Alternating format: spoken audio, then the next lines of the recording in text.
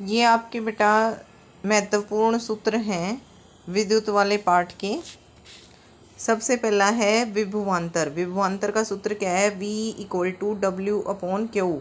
W यानी कि कार्य, वर्क, Q यानी कि आवेश, W किया गया कार्य, Q आवेश। उसके बाद दूसरा है आपका ओम का नियम। ये प्रश्न बहुत इंपॉर्टेंट है। ओम का नियम। ओम का नियम का सूत्र है V/I = R।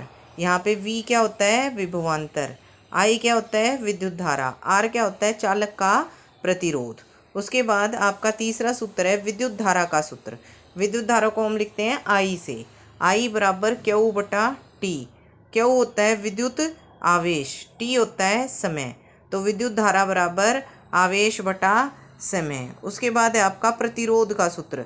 जो विद्युत को चलने से रोकता है उसे कहते हैं प्रतिरोध। तो R = ρL/A। R जो है आपका प्रतिरोध है, रो आपकी प्रतिरोधकता है, L चालक की लंबाई है, A अनुप्रस्थ काट का क्षेत्रफल है। तो इस सूत्र से एक और बात क्लियर होती है कि प्रतिरोध जो है वो चालक तार की लंबाई पर सीधा असर डालता है। अगर चालक तार की लंबाई बढ़ेगी तो प्रतिरोध बढ़ेगा, और चालक तार मोटी होएगी तो उसका प्रतिरोध घटेगा, क्योंकि बटा में है ए जो है अनुप्रस्थ काट का क्षेत्रफल है। ठीक है। उसके बाद श्रेणी क्रम में अगर हमें प्रतिरोध को जोड़ना हो तो हम सीधा जोड़ते हैं RS = R1 + R2 + R3।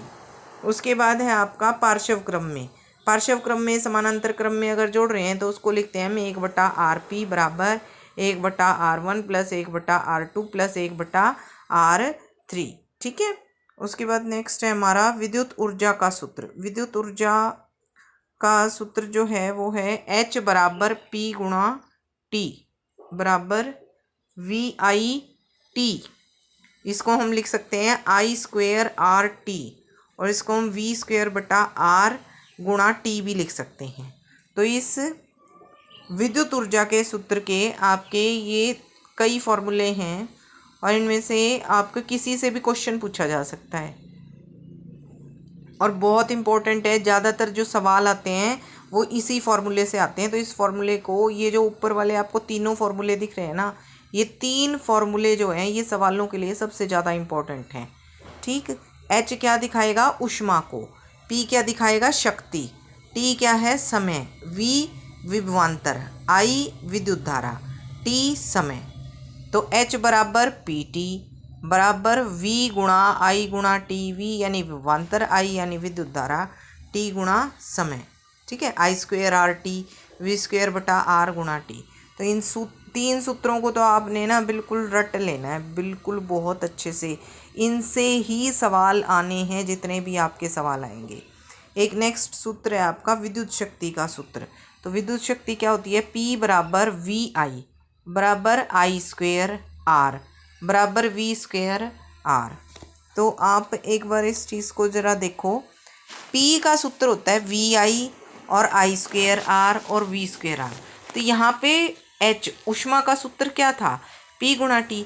तो P को हम VI भी लिख सकते हैं, तो इसलिए ये VIT हो गया। P को हम I² R भी लिख सकते हैं, तो इसलिए ये I² RT हो गया। P को हम V²/R भी लिख सकते हैं, इसलिए ये V²/R × T हो गया। ठीक है।